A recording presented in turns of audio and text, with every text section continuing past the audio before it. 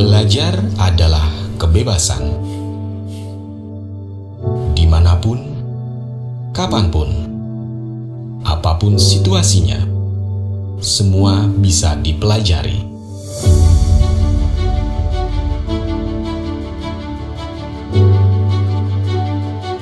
Menentukan tempat belajar adalah pilihan, seperti menentukan arah dan tujuan hidup.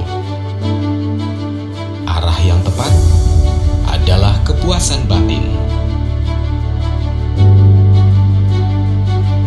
Berat sih, tapi untuk meraih hasil maksimal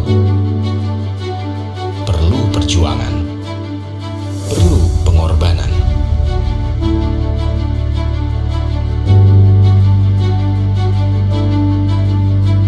Proses itu layaknya perjalanan. Ada kalanya kita menemukan persimpangan, jalan berkelok, ataupun tanjakan terjal.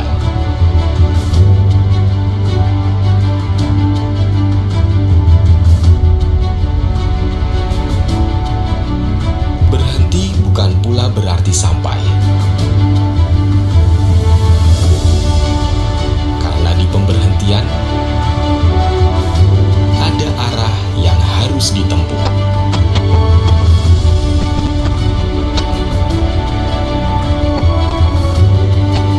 Pilihan yang tepat adalah awal dari keberhasilan. Semua bebas diraih, semua bebas digapai. Bebas untuk berinovasi, bebas untuk belajar dengan mandiri dan kreatif.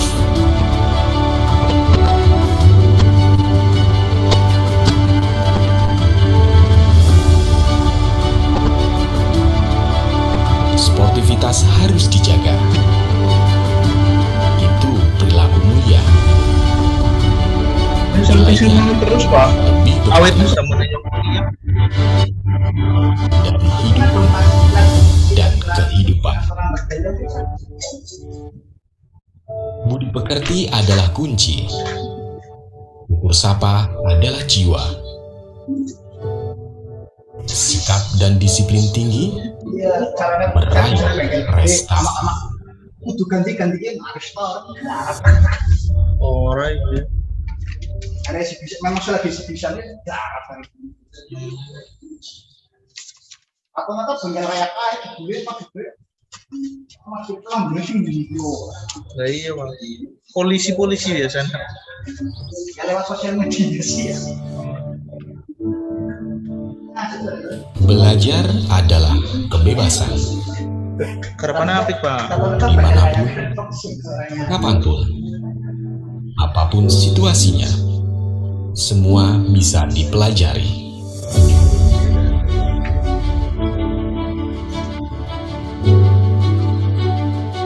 Menentukan tempat belajar adalah pilihan, seperti menentukan arah dan tujuan hidup. Arah yang tepat adalah kepuasan batin. Dan dikitnya. Berat sih, tapi untuk meraih hasil maksimal perlu perjuangan, perlu pengorbanan.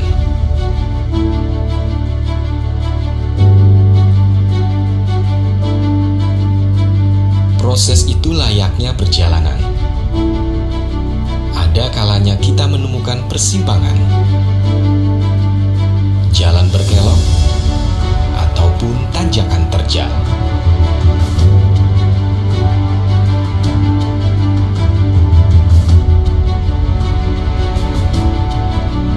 Berhenti bukan pula berarti sampai. Karena di pemberhentian ada arah yang harus ditempuh.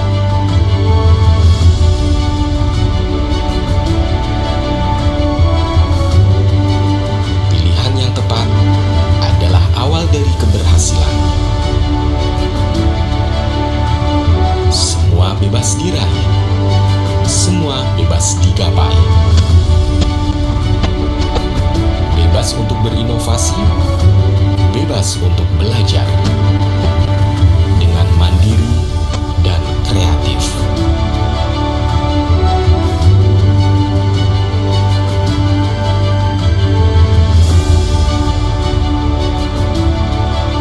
Sportivitas harus dijaga.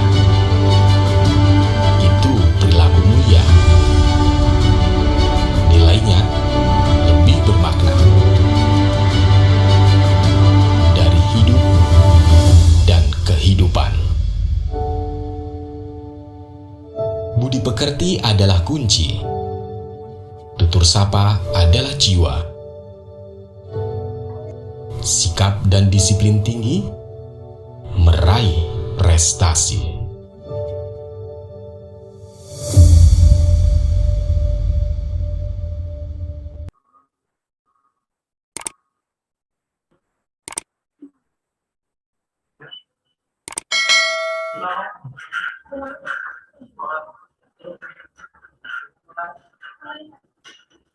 Assalamualaikum warahmatullahi wabarakatuh. Waalaikumsalam Waalaikumsalam warahmatullahi wabarakatuh. Alhamdulillahirrahmanirrahim. Wassalatu wassalamu ala sayyidina Muhammadin wa ala alihi wa sahbihi Muhammad. Yang terwakil Bapak Binala Haji Muhammad SPP, yang terwakil kepala program studi diploma reformasi Ibu Akademisi Kadana SPP, yang kami hormati pemateri webinar Ibu Ilmu Pengetahuan SSMPD, Kak Silvana Khalid Bahadi dari Mahasiswa Kuliah, serta peserta webinar yang kami banggakan. Selamat siang, salam sehat dan salam sejahtera untuk kita semua. Terima kasih kami sampaikan kepada rekan-rekan yang telah meluangkan waktunya untuk berpartisipasi pada webinar siang ini. Perkenalkan, saya Mela Meliana dan rekan saya Kak Umrotul Mauludiana, selaku pembawa acara yang akan memandu acara webinar ini. Puji syukur kehadiran Allah Subhanahu wa Ta'ala yang telah melimpahkan rahmat dan karunia-Nya kepada kita semua, sehingga kita dapat mengikuti acara webinar hari ini tanpa suatu halangan apapun. Sholawat serta salam senantiasa tercurahkan kepada Nabi Muhammad SAW yang kita nantikan syafaatnya di hari kiamat nanti. Hadirin yang berbahagia, hari ini Himpunan Mahasiswa Prodi Farmasi Politeknik Harapan Bersama menyelenggarakan acara yang luar biasa inspiratif bagi mahasiswa, yakni webinar dengan tema All About Tugas Akhir, alur penyelesaian KTI Sains atau Sosial, penelitian dosen, dan publikasi yang akan disampaikan oleh 3 pemateri handal kita yang akan menemani dan berbagi ilmu kepada kita selama beberapa jam ke depan, yaitu ada Ibu Inur Tifani, SSI MPD, Kak Silvana Khalid Bahadi, dan Kak Diza Aulia Ramadhani.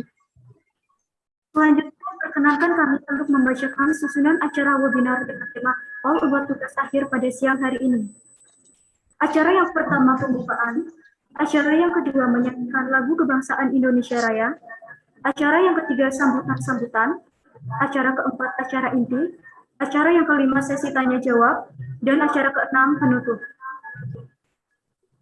Sebelum memasuki acara, di sini kami akan membacakan tata tertib yang harus ditaati semua peserta webinar. Antara lain, 1. Aplikasi yang digunakan untuk webinar ini adalah Zoom Cloud Meeting dan live streaming YouTube. Jadi pastikan di ponsel atau komputer laptop Anda sudah memiliki aplikasi Zoom Cloud Meeting.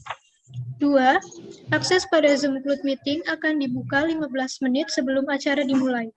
3. Peserta bergabung dengan Zoom Cloud Meeting menggunakan format peserta _nama _semester _kelas. Yang keempat, peserta wajib menyalakan kamera selama acara berlangsung. 5. Seluruh peserta dimohon untuk mematikan mikrofon saat webinar berlangsung, kecuali jika sudah dipersilahkan oleh panitia. 6. Peserta dilarang membagikan link Zoom Cloud Meeting atau link live streaming YouTube tanpa seizin panitia. 7.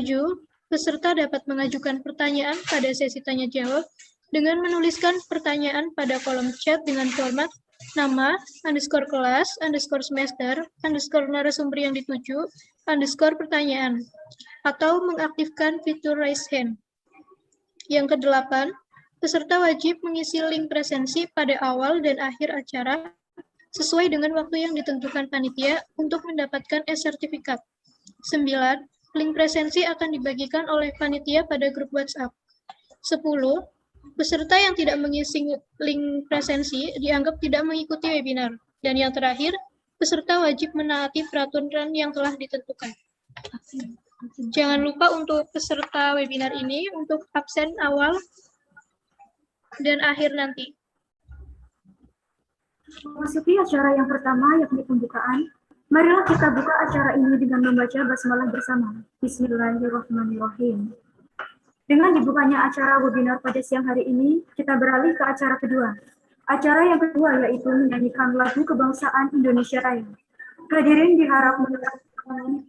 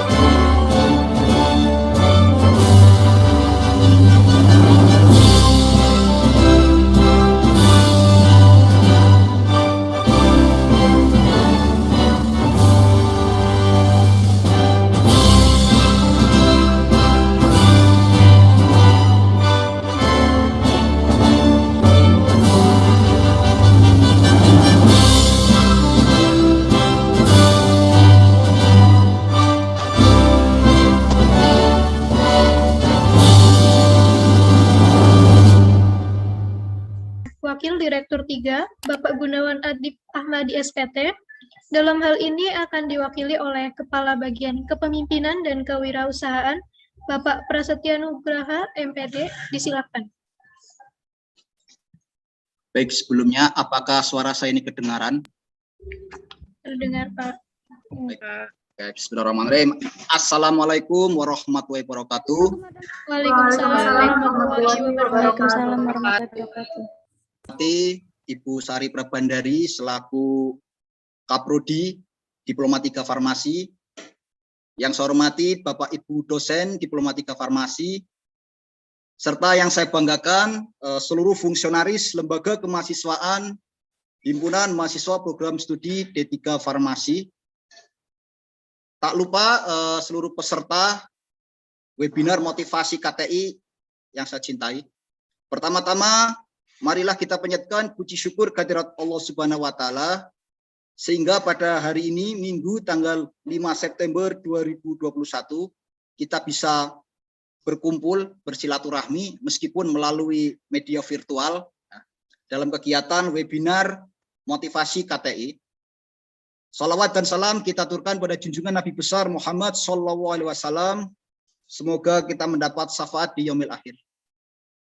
Baik Bapak Ibu serta peserta yang saya banggakan, di sini saya izin mewakili daripada Bapak Gunawan Adib Ahmadi selaku Wakil Direktur 3 Bidang Kemahasiswaan, karena pada kesempatan kali ini beliau sedang agak nggak enak badan, jadi beliau sedang istirahat. Jadi tadi beliau matur ke saya, Mas Pras mohon mewakili dalam beri sambutan.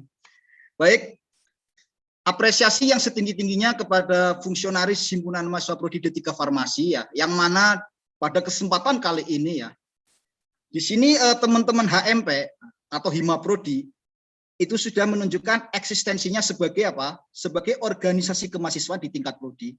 Yang mana pada kesempatan kali ini ya, teman-teman HMP itu memfasilitasi daripada saudara-saudara semester 5 ya, yang mana pada kesempatan kali ini itu daripada teman-teman semua di sini adalah saatnya untuk mengajukan daripada tugas akhir atau KTI ya. Meskipun ini kegiatannya kegiatan yang bersifat akademik sebetulnya, tetapi di sini dari teman-teman HMP itu ada inisiasi. Di sini saya mengucapkan apresiasi yang setinggi-tingginya. Meskipun kalau saya lihat agenda di sini ya, ini kan sebetulnya kan sasaran utama itu kan harusnya dari semester 5 ya. Tetapi kenyataannya apa? Nyatanya saya melihat di sini banyak juga peserta dari semester 3. Ini menunjukkan antusiasme yang sangat tinggi ya untuk mahasiswa prodi D3 Farmasi. Dan untuk teman-teman HMP di sini khususnya, saya pernah ngobrol santai diskusi ya waktu itu dengan Mas Argi dan Mbak Zahro ya, bahwasanya ke depan untuk HMP D3 Farmasi ini supaya ke depan itu tidak hanya sebagai organisasi yang hanya menjalankan tugas sebagai event organisasi, tetapi lebih daripada fungsinya di prodi. Ya, misalkan teman-teman HMP di sini nantinya ke depan bisa itu membantu daripada tugas Bu Inur Tifani selaku koordinator dalam penelitian dan pengabdian masyarakat dosen. Karena untuk penelitian dan PKN dosen itu kan sekarang itu kan wajib untuk melibatkan mahasiswa. Jadi di sini harapannya teman-teman HMP itu bisa menjadi wadah lah kolaborasi dengan prodi ya, bisa mengcover mana teman-teman mahasiswa yang nantinya akan dilibatkan di penelitian. Dan itu silakan nanti teman-teman HMP itu kegiatan semacam itu bisa menjadi laporan kegiatan meskipun itu sifatnya kegiatan yang non terprogram. Begitu juga untuk peserta, harapannya nanti ke depannya. Tadi yang sudah disampaikan oleh Ibu Kaprodi ya, karena di sini pada dasarnya ini sebagai langkah awal ya sebelum Anda itu mengajukan judul KTI, nanti kan akan ditentukan nanti apakah Anda akan cenderung ke sains ataupun sosial ya.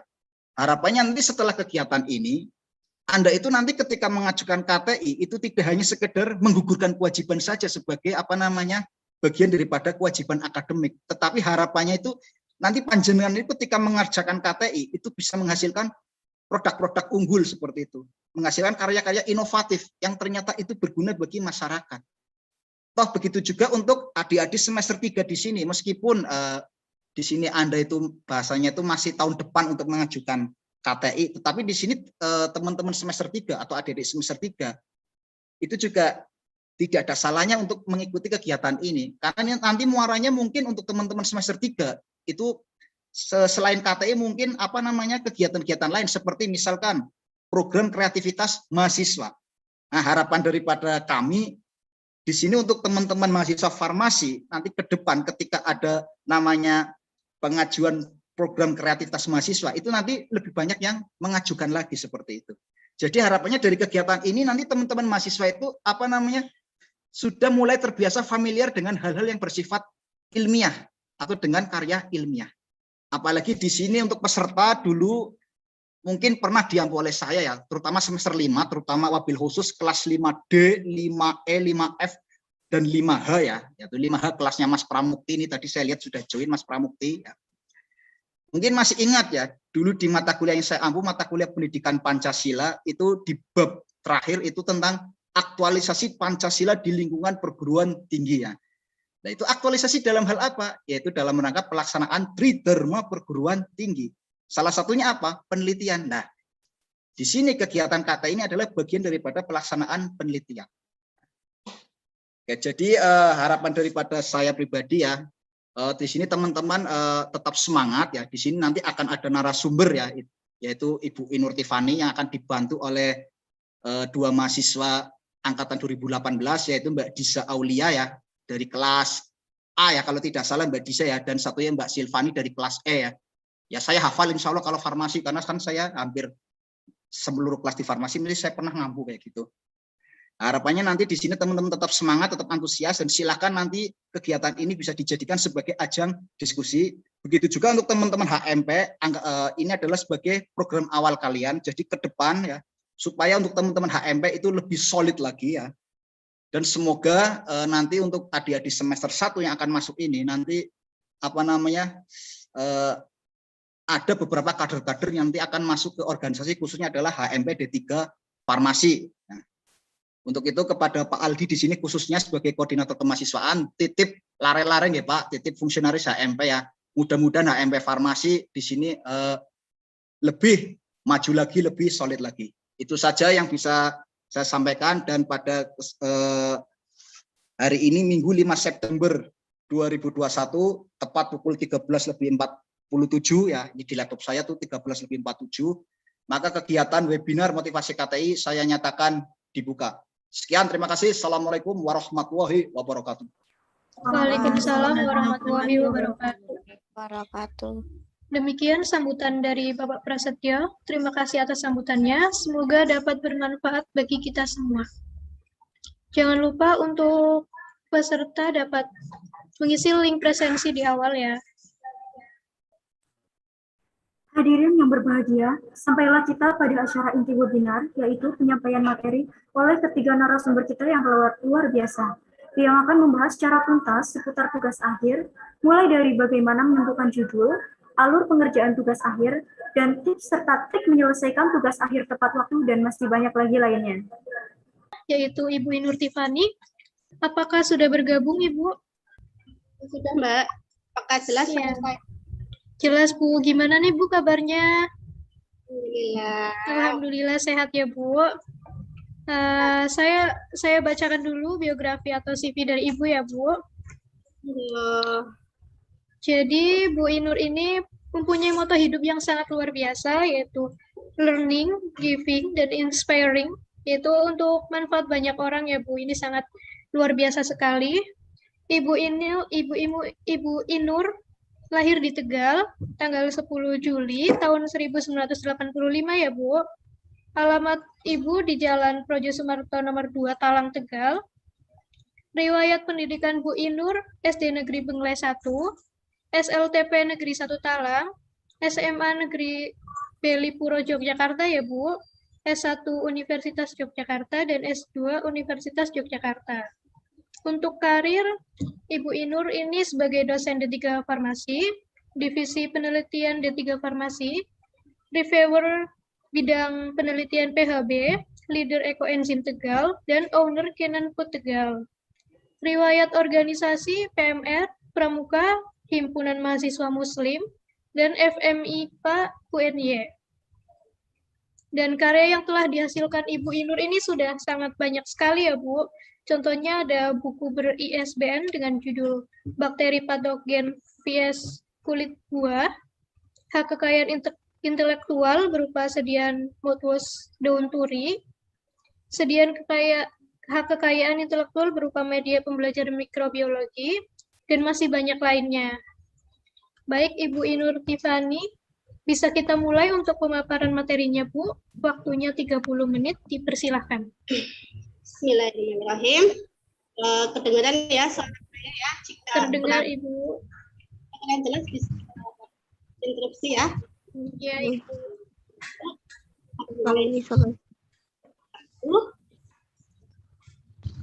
Waalaikumsalam warahmatullahi wabarakatuh. Allah Subhanahu wa Ta'ala, karena berkat rahmat sampai hari ini masih nikmat sehat sehingga bisa hadir pada acara webinar dengan tema tugas akhir. Tak lupa salawat dan salam selalu kita junjungkan pada Nabi kita Muhammad SAW. Semoga di yaumil akhir kita akan mendapat syafaatnya, amin. Yang saya hormati wakil dari Direktur Bapak Pras ya, kemudian Bu Kaprodi D3 Farmasi, Bu Sari Prabandari, dan juga Koordinator Kemahasiswaan Bapak Aldi Pudirianta, dan anak-anakku sekalian yang berbahagia ya hari ini ya, padahal yang tadi semester 5 habis mengerjakan ujian ya, pusing ya. Bahagia sekali, Bu. Oke, habis ngerjain ujian, dapat materi lagi, jadi pusing lagi, semoga enggak ya. Oke, karena sejatinya hidup adalah penuh dengan ujian, kalau nggak pengen diuji berarti nggak usah hidup, seperti itu ya. Oke, Apa itu penelitian? Kalian definisi dari penelitian sudah bisa dilihat di beberapa buku ya. Penelitian itu apa dan sebagainya. Saya tidak akan menjelaskan apa itu penelitian. Yang ada di sebelah kanan slide adalah mahasiswa selalu melihat penelitian itu adalah susah, ribet, bingung atau tidak ada ide. Dosen susah untuk ditemui. Dosen yang satu begini, yang satu begitu, ya, bingung menulis bagaimana perbabnya, akhirnya putus asa, mutung, bubar, nggak dikerjain. Jangan seperti itu ya. Nah, sejatinya penelitian itu untuk apa? Kenapa sih mahasiswa taraf D3, S1, S2, dan S3 harus menyelesaikan suatu penelitian? Jadi, penelitian itu pada dasarnya adalah memecahkan suatu permasalahan. Nah, di dalam penelitian itu terkandung banyak sekali yang namanya pelajaran. Jadi tidak hanya pelajaran yang bersifat teori ya, teori terkait dengan penelitian yang akan kalian lakukan, tapi di situ juga ada yang namanya adab. Di situ diajarin yang namanya tanggung jawab, diajarin yang namanya disiplin. Jadi banyak sekali pelajaran dari tugas akhir yang akan kalian tempuh. Bagaimana sih caranya memanage waktu agar bisa tepat waktu sesuai dengan waktu yang diberikan oleh prodi. Itu tanggung jawab. Bagaimana sih saya bisa disiplin dalam melakukan bimbingan meskipun saya juga harus melakukan perkuliahan ya. Kemudian bagaimana sih caranya berkomunikasi dengan dosen via WA ataupun via telepon kalau dosennya bersedia ya di telepon, itu juga ada adabnya. Jadi banyak sekali pelajaran yang diambil dari tugas akhir ini, tidak hanya melulu ke teori yang akan kalian lakukan penelitian seperti itu. Nah, motivasi saya di sini ingin memotivasi ke kalian bahwa sesuatu itu tidak ada yang sulit ya Mbak ya Mas. Tidak ada sesuatu yang sulit dan tidak ada sesuatu yang tidak ada solusinya. Semua bisa dilakukan, semua bisa dicari solusinya. Yang penting adalah niat. Yang pertama adalah niat ya. Nanti saya jelaskan di slide berikutnya. Nah, sebelum ke tips-tips bagaimana caranya agar penyelesaian tugas akhir itu dapat dilakukan dengan tepat waktu, sebelumnya kita flashback dulu tujuan dari penelitian. Jadi penelitian itu kata kuncinya adalah menyelesaikan masalah ya. Jadi masalah yang ada di masyarakat, masalah yang ada di lapangan itu akan kita selesaikan. Jadi tujuan dari penelitian itu bisa kita ringkas menjadi 3. Yang pertama adalah penemuan. Jadi data penelitian itu benar-benar sesuatu yang baru yang belum pernah diteliti oleh siapapun. Ya, ini kelasnya bisa kelas disertasi ya kalau yang penemuan. Nah, bisa juga pembuktian. Jadi ada data penelitian yang akan kita gunakan untuk membuktikan bahwa sesuatu itu masih ragu-ragu ya. Jadi ini saya masih ragu nih apakah ini bisa untuk ini. Itu bisa juga dilakukan penelitian. Kemudian yang ketiga adalah untuk pengembangan. Jadi untuk memperdalam atau memperluas pengetahuan yang sudah ada. Nah, dari tujuan tadi, akhirnya kita muncul kegunaan penelitian seperti yang sudah saya jelaskan di depan, yaitu memahami, memecahkan, dan juga mengantisipasi masalah dalam kehidupan manusia. Maksud memahami adalah memperjelas suatu masalah yang sebelumnya tidak diketahui menjadi tahu, memecahkan itu, meminimalkan atau menghilangkan masalah yang kita temukan itu untuk carikan solusinya, dan yang terakhir adalah mengantisipasi, jadi suatu upaya yang dilakukan sehingga masalah tersebut tidak muncul kembali. Nah, seperti itu ya. Ini adalah tujuan dari dan kegunaan dari penelitian. Kalian pasti sudah pernah ya mendapatkan di mata kuliah metodologi penelitian. Nah, saya ulang lagi agar kalian paham yang dimaksud dengan penelitian itu apa. Next, Mbak. Nah, syarat atau masalah penelitian itu bagaimana sih, yang seperti apa? Yang jelas itu masih baru itu belum pernah diteliti. Ya, yang kedua menarik dan juga aktual. Maksudnya aktual di sini itu sedang berlangsung, kejadian tersebut sedang berlangsung. Misalkan sekarang ini sedang banyak wabah COVID. Nah, COVID diteliti itu berarti masalahnya itu menarik dan juga aktual, seperti itu ya. Kemudian mempunyai manfaat, ya jelas kalau nggak bermanfaat ngapain diteliti ya. Kemudian memadai itu artinya ruang lingkupnya jelas ya. Kemudian sesuai dengan kemampuan peneliti. Jadi gini, sesuai dengan kemampuan peneliti itu ketika kalian menentukan judul, kalian koreksi diri kalian sendiri. Nah, saya itu kemampuannya ada di mana sih? Oh, misalkan saya tuh lebih senang di bagian farmakologi misalkan. Oke, kalau seperti itu saya akan mencoba untuk mencari permasalahan sekitar dunia farmakologi seperti itu. Oh, saya tertarik dengan mikro. Oke, berarti saya akan mengambil judul tentang mikro. Seperti itu. Jadi sesuai dengan kemampuan peneliti atau keahlian peneliti seperti itu. Kemudian yang terakhir adalah sesuai dengan kebijakan pemerintah, jelas ya. Kalau misalkan kebijakan pemerintahnya kita langgar, yang jelas nanti akan terjadi kesulitan ketika nanti penelitian itu berlangsung. Dan yang terakhir jelas adalah dukungan pendanaan. Jadi sesuaikan dengan biaya yang kalian miliki ya, karena tidak bisa dipungkiri bahwa dalam penelitian pasti kita akan membutuhkan uang untuk melakukan pengambilan data seperti itu.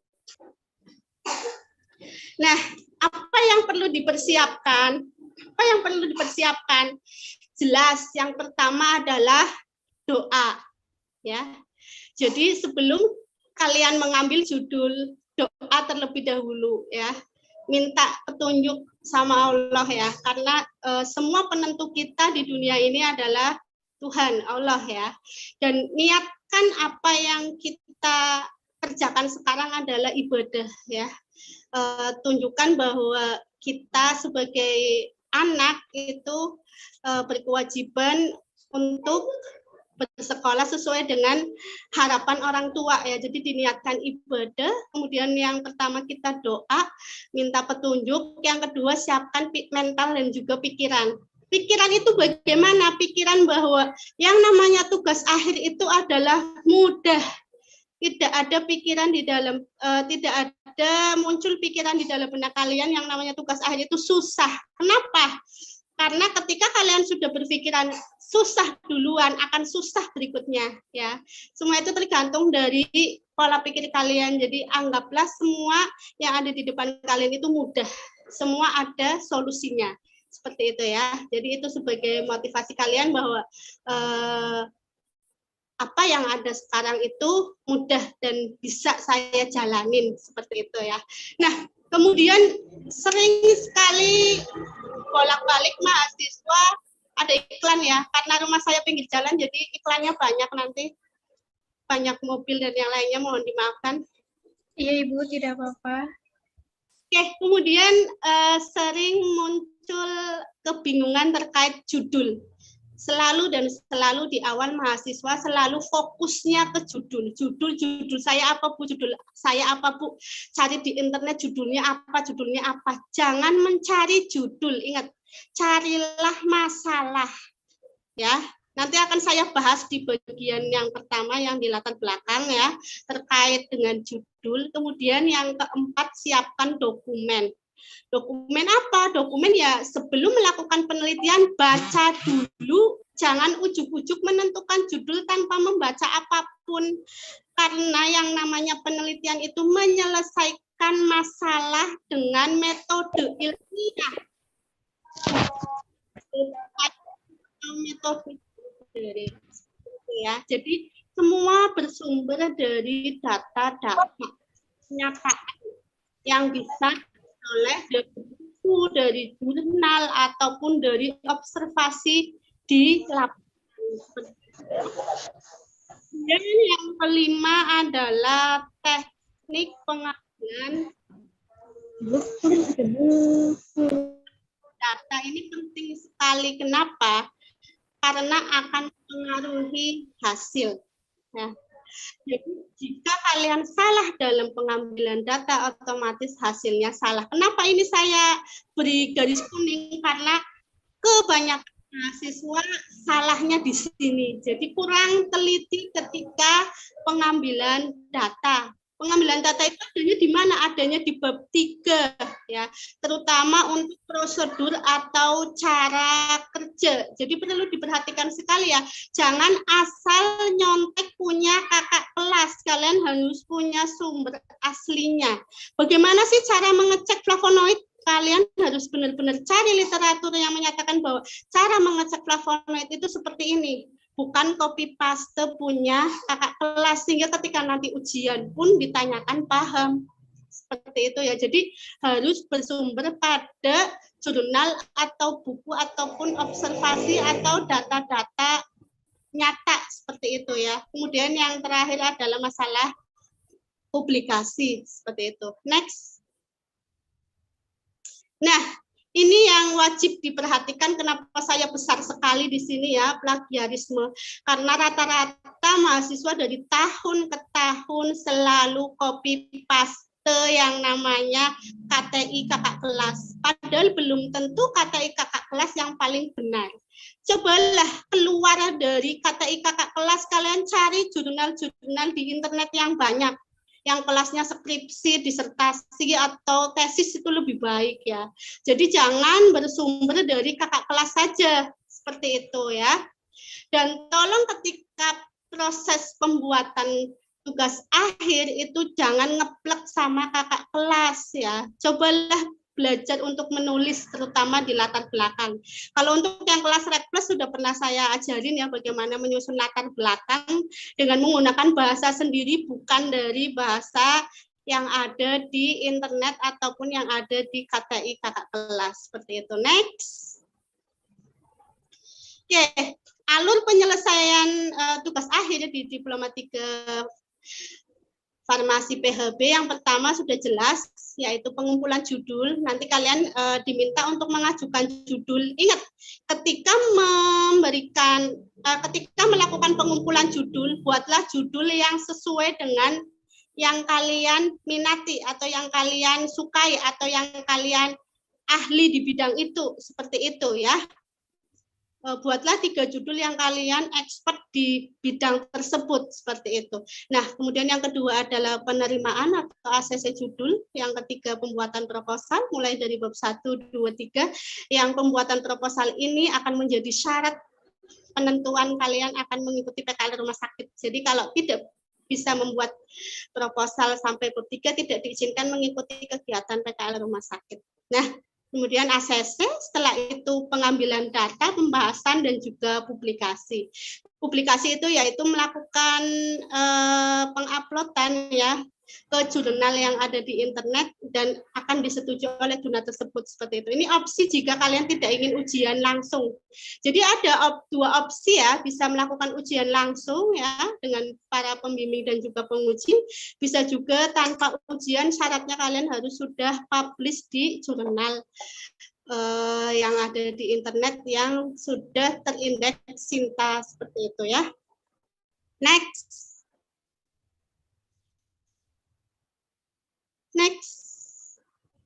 Operatornya mana? Oke, nah bagaimana sih menentukan judul? Kalian bisa lihat di channel YouTube saya, itu di sana saya bahas tuntas tentang judul, bagaimana trik-triknya dari contohnya judul ini dan yang lainnya, karena saya di sini dibatasi hanya 30 menit, jadi saya nggak bisa menjelaskan secara detail bagaimana menentukan judul. Yang jelas, cara menentukan judul adalah dengan mencari permasalahan. Bukan mencari judul, tapi mencari masalah. Cari masalah ada di mana, Bu? Masalah banyak, bisa baca dari jurnal. Dari jurnal biasanya kan nanti akan ada muncul saran tuh. Sarannya perlu dilakukan penelitian ini. Nah, itu bisa kalian lakukan penelitian. Atau lihat, untuk yang penelitian sosial itu lihat permasalahan atau fenomena yang ada di lapangan. Jadi, khusus yang untuk sosial itu wajib kalian itu melakukan yang namanya studi pendahuluan. Jangan sampai ketika judul yang diajukan Misalkan nih, seringnya seperti ini nih, dari tahun ke tahun seringnya ganti judul karena masalah tempat. Bu, di tempat ini ternyata nggak bisa. Nah, itu salahnya kalian sendiri. Jadi dalam menentukan judul, kalian survei dulu ke sana. Pertama, apakah boleh diizinkan melakukan penelitian di sana? Yang kedua, apakah cocok permasalahan itu? Apakah benar permasalahan itu tuh ada di tempat tersebut seperti itu. Kemudian untuk sampel yang akan digunakan apakah memenuhi jumlahnya di tempat tersebut. Jadi perlu dilakukan yang namanya survei pendahuluan seperti itu ya. Sebentar dulu ya, saya ada trouble sedikit nih.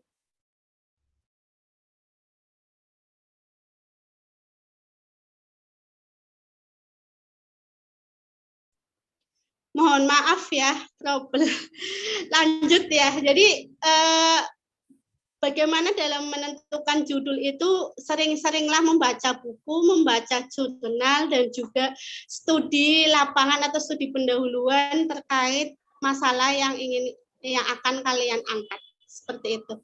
Nah, kemudian dalam menentukan judul tadi sudah dijelaskan sama Mbak Disa sama Mbak Silvana juga ya. Jadi judul itu harus bisa diukur ya. Jadi tidak bisa itu contohnya pengetahuan itu konsep, dia tidak bisa diukur ya. Bisa diukur jika diberi tambahan tingkat pengetahuan seperti itu. Sama misalkan sehat itu nggak bisa diukur. Cara ngukurnya melalui tekanan darah, denyut jantungnya seperti itu ya. Kemudian badan bisa diukur dengan tinggi badan, berat badan seperti. Jadi tidak bisa menggunakan konsep tapi harus diubah menjadi sesuatu yang konstruk ya, atau suatu variabel, jadi bisa diukur. Namun ini khusus untuk yang penelitian kuantitatif. Jika penelitiannya kualitatif tidak perlu. Tadi Mbak Disa sudah menjelaskan ya bahwa yang namanya kualitatif itu tidak perlu angka, tapi dia mendeskripsikan suatu keadaan. Jadi tidak perlu diukur ya. Nanti akan dibahas lebih lanjut lagi ya. Kalau misalkan kalian tertarik dengan yang namanya penelitian kualitatif. Penelitian kualitatif ini sebenarnya plus minus ya. Ini pakarnya penelitian kualitatif adalah Bapak Dr. Agus. Kalian kalau tertarik dengan penelitian kualitatif bisa tanya ke beliau ya. Lanjut next. Next Mbak. Nah, kita mulai dari bab 1. Sebenarnya di bab metodologi penelitian semester 5 sudah dijelaskan panjang dan lebar oleh dosen masing-masing ya. Saya hanya akan menggarisbawahi sesuatu yang penting saja yang kalian biar tidak salah dalam menuangkan di latar belakang. Oke, latar belakang masalah itu bukan definisi-definisi. Seringnya mahasiswa menuangkan latar belakang isinya adalah definisi-definisi. Salah. Definisi-definisi masuknya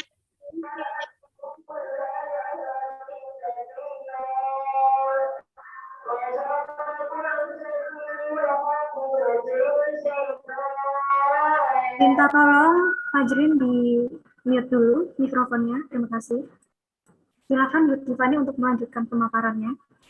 Jadi di latar belakang masalah itu susunlah dari hal yang bersifat umum menuju hal yang bersifat khusus. Misalkan seperti ini, kalian mau buat obat anti jerawat ya, berarti kalian ngomongin dulu kenapa sih kok jerawat. Berarti dimulai dari apa? Oh, Indonesia iklimnya tropis sehingga banyak menghasilkan keringat, akibatnya banyak muncul jerawat misalkan. Jadi dimulai dari Indonesia dulu, kemudian data jerawat itu seperti apa sih di Indonesia misalkan, wah ada 87% misalkan, kemudian mengkerucut ke Tegal. Di Tegal seperti apa? Kenapa sih penting membuat krim anti jerawat misalnya? Oh, karena di Tegal itu ternyata remajanya banyak sekali yang berjerawat sampai 90% misalkan. Makanya perlu dilakukan yang namanya pembuatan krim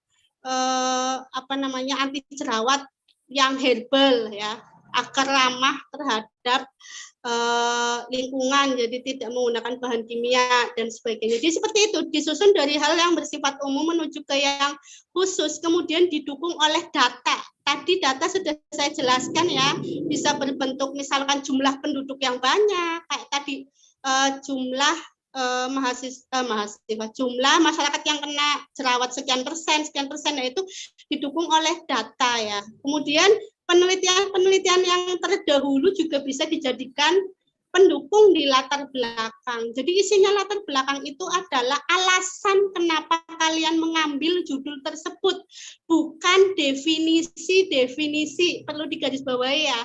Kalau kalian gambaran tingkat pengetahuan masyarakat, ya berarti yang dituangkan di situ adalah bagaimana sih pengetahuan masyarakat di sana. Lewat apa taunya? Oh, lewat studi pendahuluan di sana kalian tanya-tanya seperti apa sih kira-kira pengetahuannya. Oh, dari 10 orang ternyata hanya 5 orang tuh yang paham tentang ini. Misalkan itu bisa dituangkan di latar belakang sehingga memperkuat alasan kamu kenapa mengambil judul itu. Seperti itu ya. Ini yang sering salah kaprah dari mahasiswa tuh di sini. Jadi bab 1 bukanlah definisi. Misalkan kepuasan adalah bukan, kepuasan adalah di bab 2. Di bab 1 adalah mengapa kamu tertarik dengan kepuasan, berarti ada ketidakpuasan. Ya, ada ketidakpuasan pasien, misalkan kalian studi pendahuluan ke rumah sakit X, kemudian menemukan pasien mengeluhkan di sini lama nih, obatnya lama. Nah, itu dituangkan di dalam latar belakang. Seperti itu ya. Itu jadi alasan kuat kenapa kamu mengambil judul tersebut. Oke, next. Next, Mbak. Nah, dari latar belakang yang sudah dijelaskan, dipaparkan di bagian latar belakang, kemudian dituangkan ke dalam rumusan masalah. Rumusan masalah itu apa? Jawaban yang akan kita cari melalui penelitian. Ya. Misalkan tadi membuat yang namanya obat anti jerawat, apa yang akan kalian cari tahu dari obat itu? Oh, misalkan, pada formula berapa sih yang paling bagus sifat fisiknya? Itu tuangkan di rumusan masalah. Seperti itu. Terus, apakah ekstrak ini bisa digunakan sebagai obat anti jerawat? Nah, itu tuangkan ke dalam rumusan masalah. Jadi, rumusan masalah isinya adalah kalimat-kalimat tanya. Kemudian untuk batasan masalah jika judulnya belum spesifik ya. Jadi, misalkan tadi gambaran tingkat pengetahuan masyarakat desa penusupan. Nah, kalian jelaskan nanti desa penusupan itu kalian mengambil RT berapa, RW berapa misalkan ya. Kemudian untuk tingkat pengetahuan kan banyak tuh dari C1 sampai C6. Oh, saya hanya dibatasi sampai dengan C3 dan yang lainnya. Seperti itu ya. Kemudian manfaat. Nah, ini yang sering salah mahasiswa. Manfaat itu bukan untuk penulis ya. Manfaat itu secara teori dan praktis. Jadi misalkan tingkat kepuasan di apotek X ya berarti untuk apoteknya seperti apa, bukan untuk penulisnya. Rata-rata mahasiswa ada yang untuk penulis dan yang lainnya. Lebih ke manfaat tadi, manfaatnya untuk apa sih dari hasil penelitian itu gitu. Next.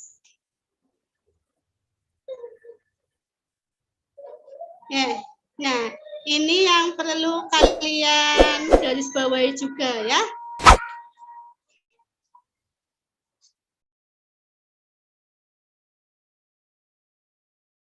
Sebentar ya Mbak, trouble lagi.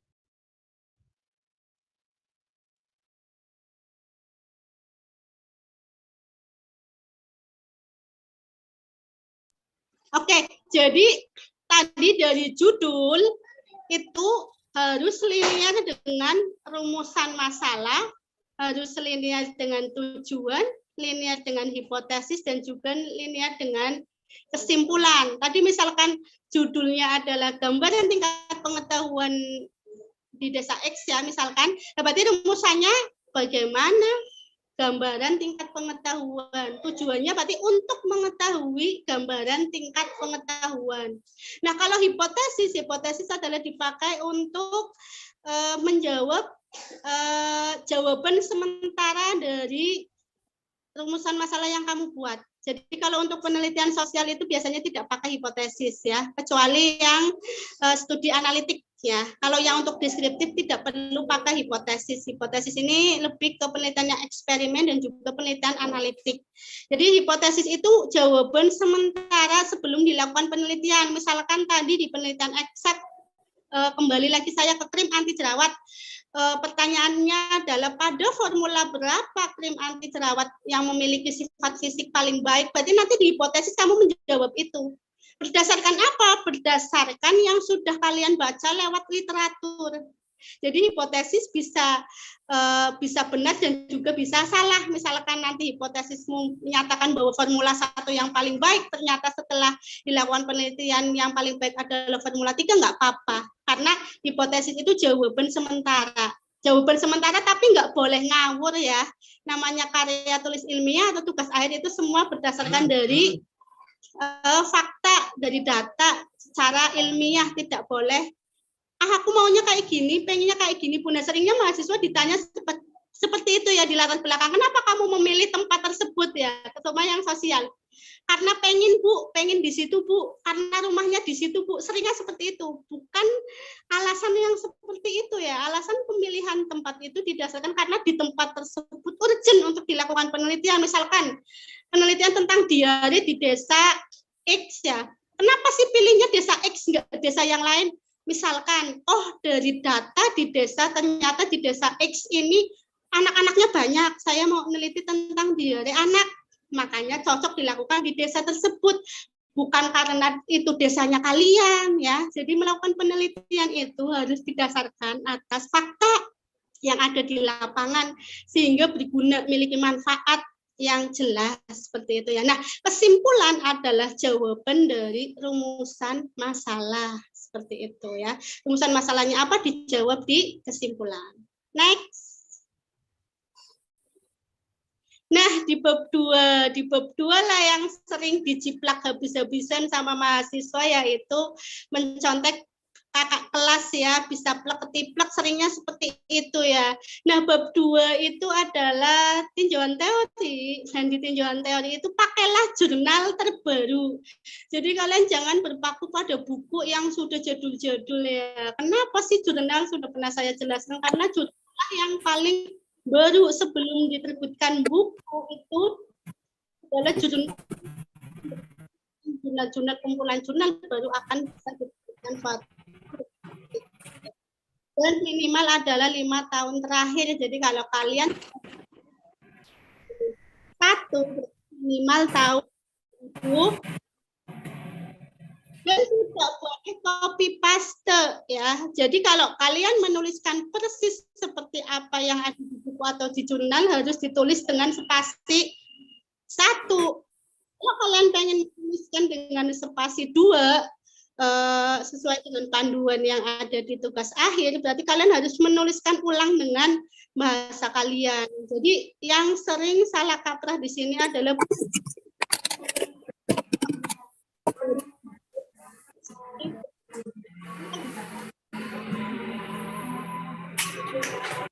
Peserta atas nama Salsabila, tolong di-unmute mikrofonnya.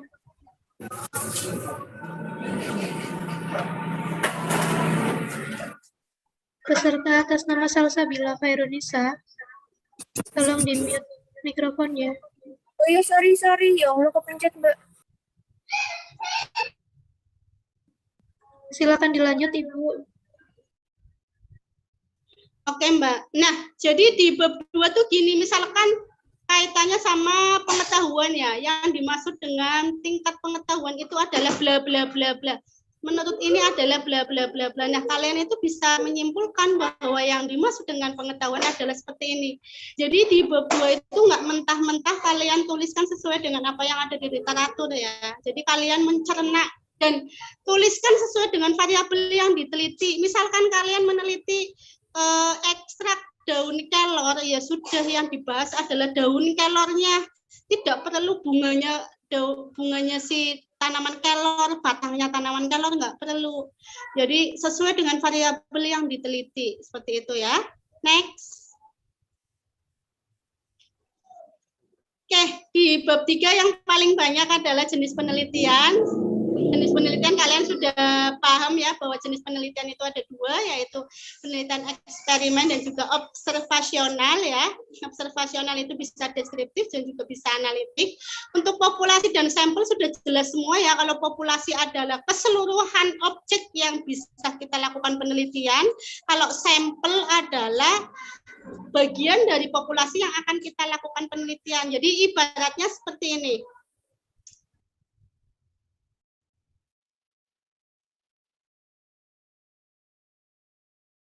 Nah, ibaratnya tuh seperti kalau saya analogikan adalah sayur ya. Kalau ibu kalian nyayur, sayurnya itu yang satu panci itu namanya adalah populasi.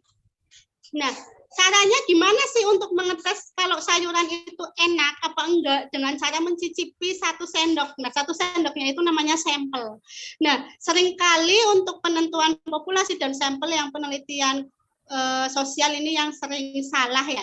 Jadi nanti ada rumusnya seberapa banyak sih sampel yang harus dibutuhkan. Misalkan dari populasinya ada 1000, saya sampelnya harus berapa itu disesuaikan dengan rumus, ada Slovin, ada Lameso, jadi ada syarat-syaratnya ya. Nanti bisa dibaca di bukunya Prof. Sukijo ada ya, ini ya, kelihatan ya, di perpustakaan ada ya.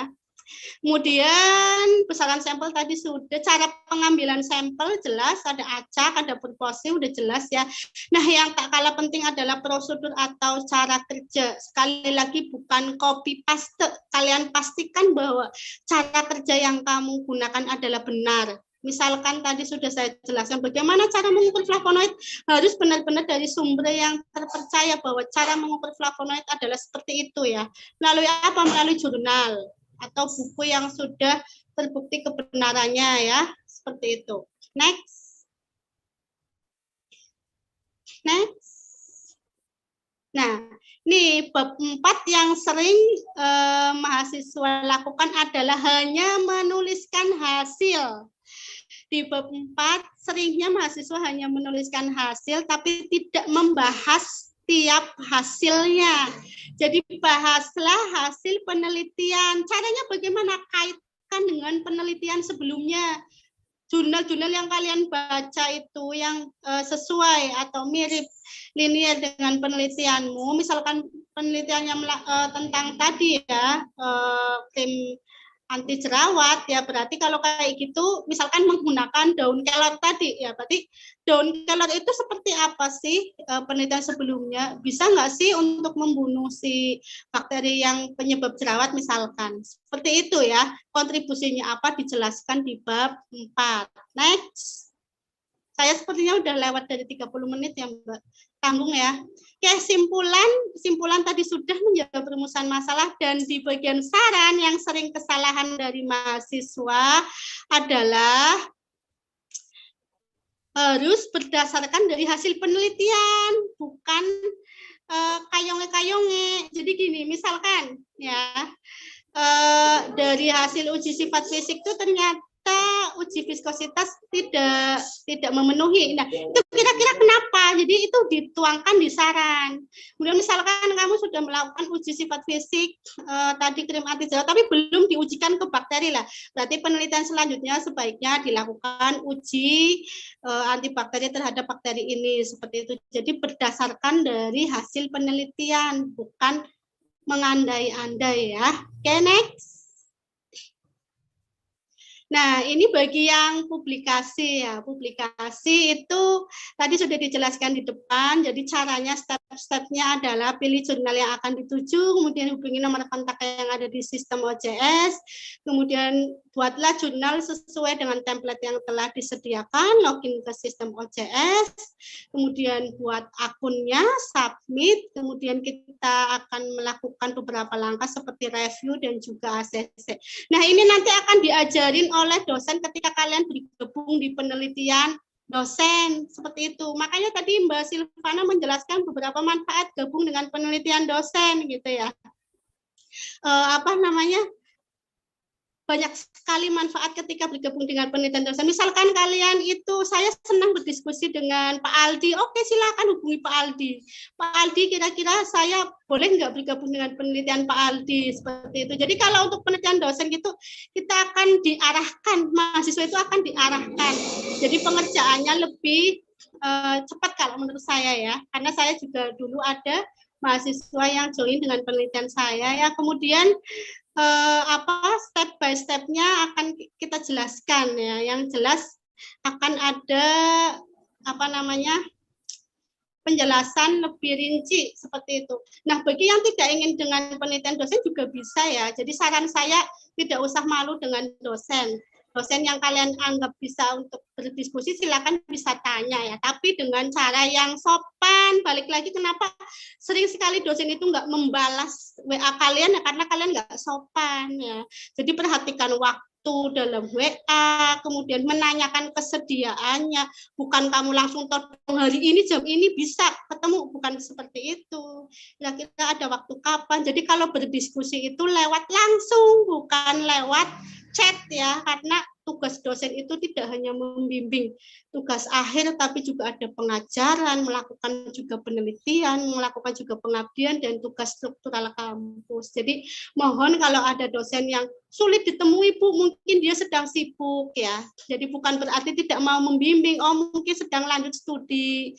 Ya, jadi kita sebagai mahasiswa harus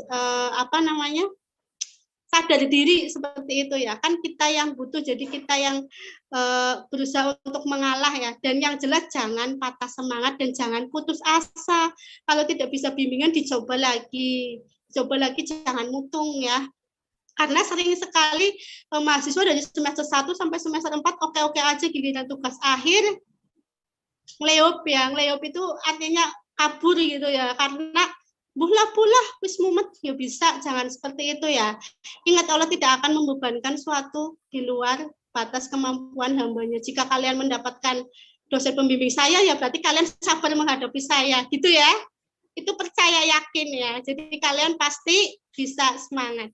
Mungkin itu saja yang bisa saya paparkan. Selanjutnya yaitu seksi diskusi. Jika saya bisa menjawab, akan saya jawab. Jika tidak, nanti akan saya cari jawabannya seperti itu ya, karena saya juga manusia biasa yang pengetahuannya masih belum banyak, masih perlu banyak belajar seperti itu. Terima kasih. Assalamualaikum warahmatullahi wabarakatuh. Waalaikumsalam warahmatullahi wabarakatuh. Terima kasih Bu Nur Tiffany telah menyampaikan materi yang sangat luar biasa. Terutama tadi saya sangat tertarik dengan cara menentukan judul, karena kebanyakan dari kami mahasiswa, mungkin termasuk saya, karena diminta mengumpulkan judul, akhirnya saya berfokus ke, kira-kira judul apa yang mau saya kumpulkan, padahal kita belum tahu masalah apa yang sebenarnya akan kita angkat. Terima kasih Bu Nur Tiffany. Sama-sama Mbak, ya berangkat dari masalah ya, bukan mencari judul. Yang buat judul, adanya mencari masalah. Kalau masalah banyak ya, nggak usah dicari juga mudah. Ya Bu. Baik, materi telah disampaikan oleh ketiga pembicara kita. Kesimpulannya, baik penelitian sains dan sosial memiliki banyak keuntungan. Dalam melaksanakan penelitian, hendaknya mengatur time management dengan baik, karena lamanya kita mengerjakan tugas akhir dapat berpengaruh terhadap waktu kelulusan. Yang tidak kalah penting, tadi telah disampaikan oleh Bu Tiffany ya, jangan lupakan adab dalam melakukan penelitian, adab dalam menghubungi atau melakukan bimbingan dengan dosen, itu jangan dilupakan. Selalu perhatikan attitude, seperti itu teman-teman. Selanjutnya, untuk menentukan penelitian ini, 3 yang utama ini syaratnya harus baru, masih baru penelitian yang akan diangkat.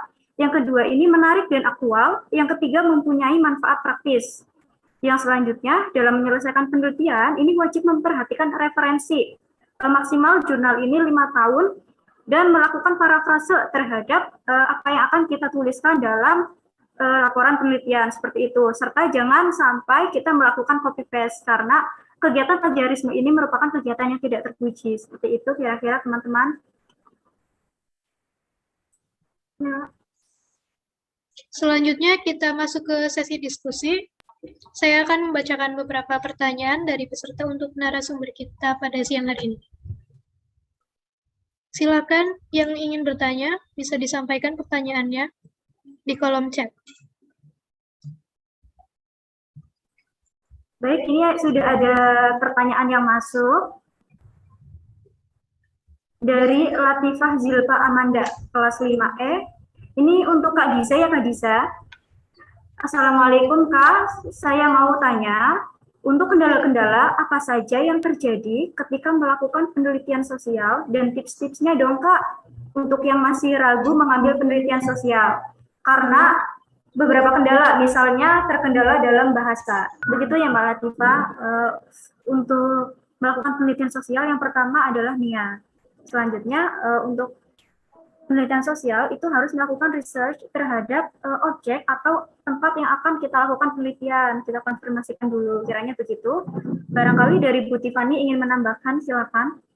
Oke. Kalau untuk penelitian sosial yang jelas harus dilakukan studi pendahuluan. Tidak boleh, cuman saya pengennya pendahuluan terkait apa, terkait masalah yang akan kalian angkat. Misalkan tadi sudah disebut saya, terkait dengan misalkan mau melakukan penelitian tentang mah di apotek X, misalkan apotek tidak memenuhi syarat itu dalam sebulan dalam sebulan 100 misalkan, nanti tidak bisa dijadikan sampel Mbak Mas ya, tidak bisa dijadikan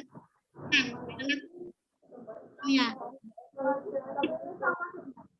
Cari tempat yang memang yang pertama, yang kedua itu sesuai dengan permasalahan yang ada di sana.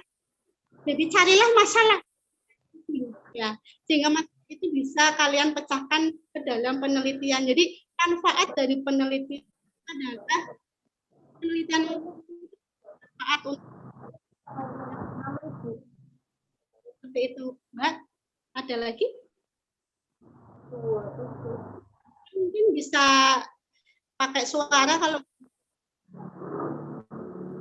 Ya baik, terima kasih Bu Tiffany atas jawabannya. Untuk Kak Giza juga terima kasih banyak. Baik, untuk yang ingin bertanya, selain dapat menulis di kolom komentar, juga dapat raise hand ya, ada feature raise hand. Nanti kami dari moderator akan mempersilahkan peserta bertanya secara langsung kepada para pemateri. Terima kasih. Baik, untuk pertanyaan kedua ada dari Mbak Rizka Rahma, kelas 5M, kepada Ibu Inur Tiffany. Izin bertanya, seperti yang Ibu jelaskan, dalam mengerjakan penelitian harus memicu kepada jurnal terbaru. Adakah saran dari Ibu di mana kita bisa mencari jurnal-jurnal terbaru, baik online maupun offline? Kasih Mbak, untuk jurnal terbaru banyak sekali ya. Tidak harus offline. Kalau offline harus ke perpustakaan satu, ke perpustakaan yang lain. Silakan search aja sebaiknya jurnal yang terindeks Sinta. Kenapa? Karena sudah jelas di sana sudah dilakukan yang namanya uji plagiarisme. Jadi tidak akan ada plagiarisme lebih dari 5%. Caranya ngecek gimana? Kalian tinggal search di ristekbrin.go.id/jurnal. Di situ nanti akan ada peringkatnya. Kalian ketik aja jurnal farmasi, nanti muncul banyak sekali jurnal farmasi dan juga tingkatannya. Ada 1 bisa menggunakan S1 sampai S4 lah ya, mau pakai S5 ya bolehlah S5. Jangan yang S6 ya. Karena ini tingkatan-tingkatan dari akreditasi sebenarnya ya untuk Sinta 1 dan sampai Sinta 6 itu. Nah, jurnal terbaru itu ya sesuaikan dengan tahunnya ya Mbak ya. Untuk 2021 berarti nanti carilah yang publikasinya berarti paling lama tahun 2016 seperti itu. Banyak sekali ada jurnal farmasi Universitas Muhammadiyah Purwokerto, bisa itu Sinta 3, jurnal ilmiah Manuntung juga Sinta 3. Sinta 2 dan Sinta 1 ada juga yang dalam versi bahasa Inggris ya. Kalau untuk yang Sinta 1 dan 2. Kalau kalian susah bahasa Inggris ya wis Sinta 3, 4, 5 boleh. Ya yang penting terbaru seperti itu ya. Gitu Mbak. Mohon maaf, Ibu, tadi search-nya apa ya, Bu? Sinta titik Ristekbrin. Nanti saya chat aja ya. Saya chat aja. Di kolom. Baik, Ibu. Oke. Terima kasih atas jawabannya.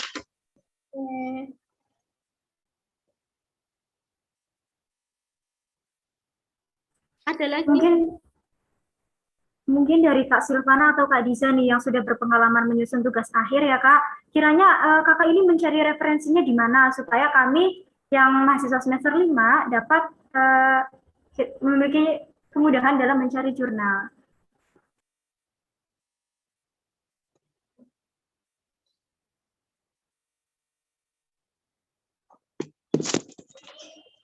Izin menambahkan juga ya Mbak.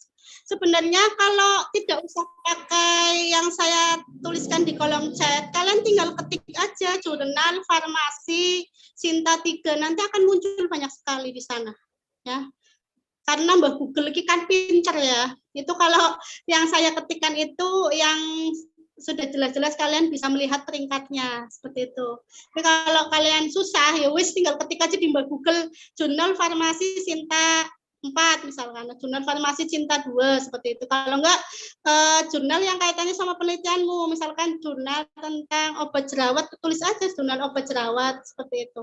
Sinta 3 nanti muncul. Gampang kok ya. Ditelaah gampang. Seperti itu. Nah, yang dicari di jurnal itu adalah hasilnya yang jelas ya. Hasilnya seperti apa, kemudian sarannya seperti apa. Nah, saran itu bisa dijadikan judul ya. Jadi nggak usah pusing-pusing kalau untuk yang penelitian sains. Ya, kalau penelitian sosial kan kita wajib survei dulu ya, karena mau menyelesaikan permasalahan yang ada di lokasi tersebut. Nah, kalau penelitian sains itu bisa berangkat dari penelitian orang lain yang sudah dilakukan penelitian. Tadi kaitannya sama tadi misalkan yang saya jelaskan krim anti akne, oh ternyata ini belum dilakukan uji antibakteri nih. Saya mau uji antibakterinya, boleh meneruskan seperti itu ya. Ya, semuanya ada plus minusnya ya. Yang jelas semuanya penelitian itu baik. Yang nggak baik adalah yang nggak ngerjain penelitian. Ya, lanjut. Baik, Bu Tiffany, terima kasih atas jawabannya. Kak Silvana barangkali mau menambahkan. Silahkan, Kak. Iya, kalau saran saya sih berdasarkan pengalaman saya nyarinya di Google juga. Kalau nggak salah itu di Google Scholar ya, itu kan banyak jurnal-jurnal juga. Nanti tinggal ketik aja seperti yang Bu Inur katakan, jurnal farmasi atau langsung kalian mau nyarinya jurnal tentang apa langsung diketik di Google Scholar itu. Nanti akan muncul banyak referensi jurnal, nanti kalian tinggal pilih aja yang terbaru dan yang sesuai dengan yang kalian cari. Seperti itu. Nanti kalian baca-baca lagi referensi lainnya.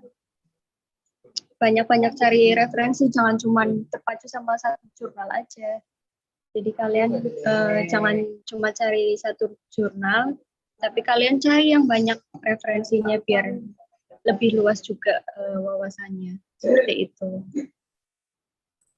Baik, Kak Silvana, terima kasih atas jawabannya. Gimana Mbak Rizka nih, sudah cukup jelas? Sepertinya sudah cukup jelas ya. Kita beralih ke pertanyaan ketiga, ini dari Imro'atul Azizah kelas 5F kepada Bu Nur Tiffany. Dari Imro'atul Azizah, izin bertanya, Bu Tiffany, saya sudah menemukan masalah dan sudah mendapatkan judul. Namun setelah saya mencari kembali, sudah terdapat jurnal yang melakukan penelitian dengan masalah dan metode yang akan saya lakukan. Apakah saya boleh tetap melakukan penelitian tersebut? Jika tidak boleh, apa yang dapat saya lakukan? Terima kasih. Silakan Bu Tiffany. Oke, ini penelitiannya apa ya? Harusnya dijelasin judulnya, jadi saya bisa ngasih solusi. Kalau penelitiannya sosial, misalkan melakukan gambaran tingkat pengetahuan terhadap masyarakat X gitu. Kalau objek penelitiannya berubah bisa, ya dengan metode yang sama, dengan judul yang sama, tapi tempatnya berbeda bisa. Kalau penelitian sosial. Tapi kalau penelitian sains, kalau sudah dilakukan ya diganti, mungkin ganti metodenya atau ganti konsentrasi yang digunakan, seperti itu ya. Kita jelaskan tentang validitas. Jadi penelitian sosial itu kuesioner dilakukan validitas atau reliabilitas sebelum dilakukan. Maksudnya apa? Uji validitas itu adalah untuk menguji apa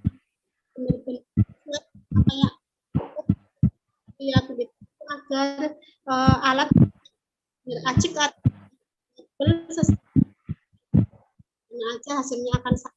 Ini jika kuesionernya buat sendiri.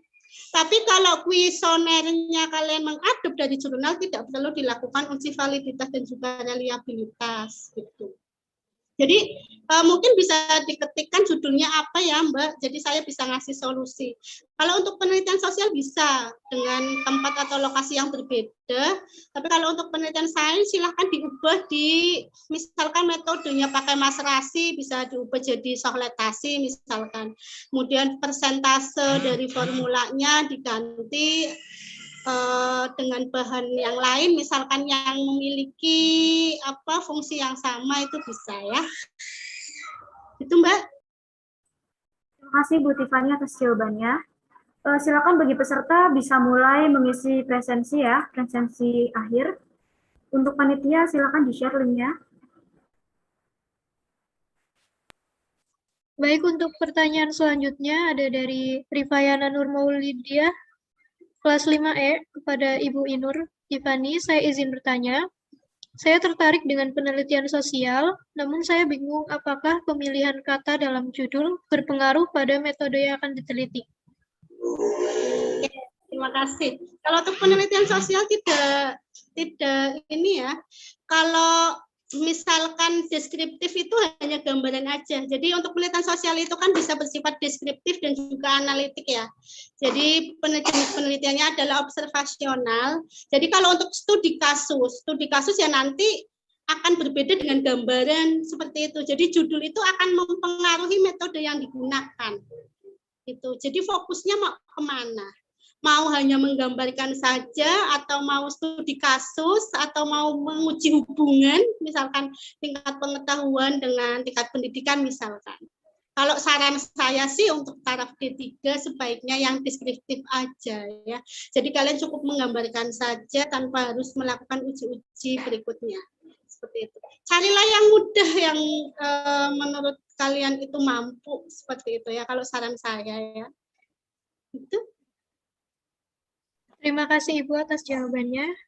Ini tergantung judulnya ya Mbak. Judulnya seperti apa, nanti akan menggunakan metodenya seperti apa.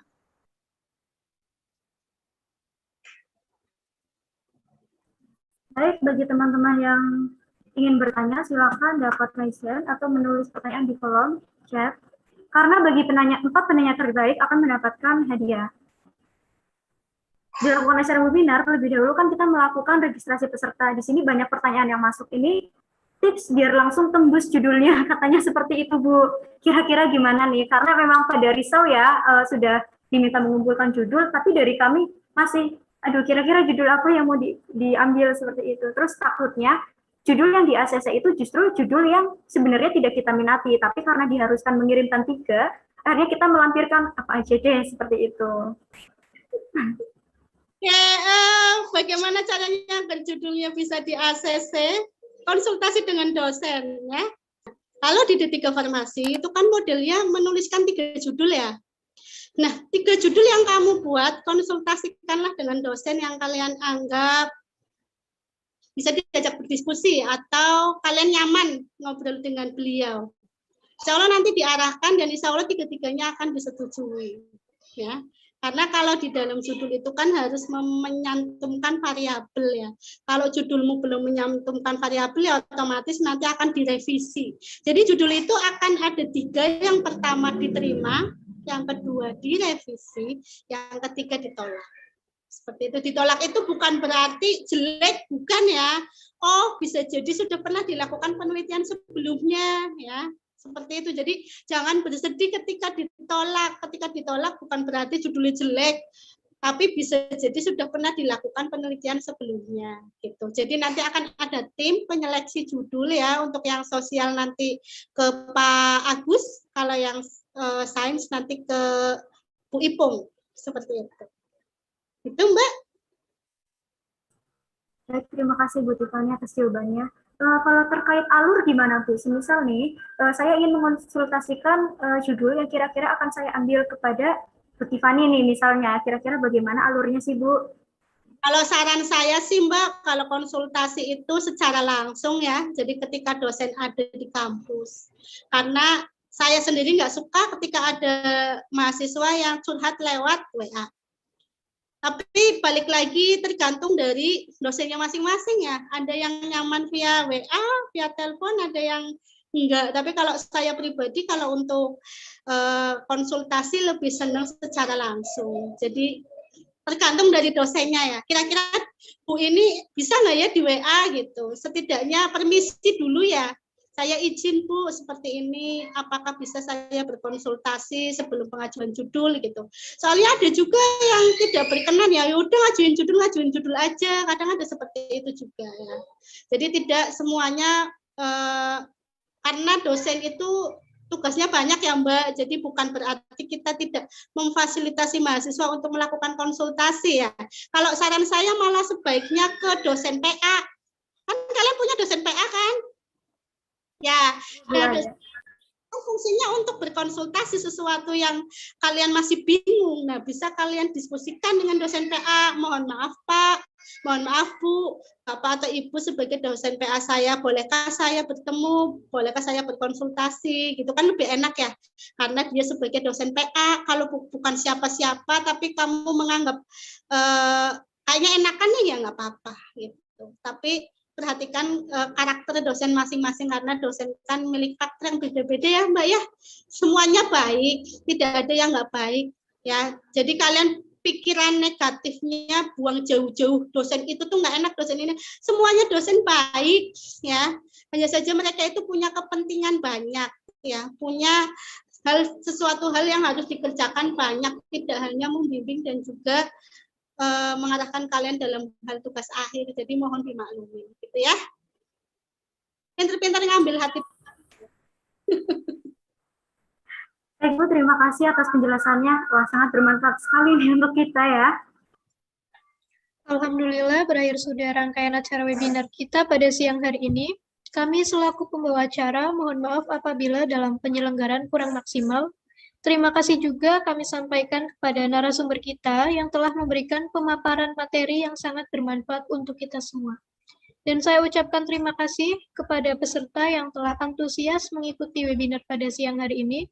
Semoga kegiatan ini dapat bermanfaat untuk kita semua, asal bukan hanya didengarkan pada saat ini saja, tetapi juga menerapkan dan mencobanya di kemudian hari. Sebelum saya akhiri, dimohon untuk peserta bisa mengaktifkan kameranya untuk sesi foto bersama.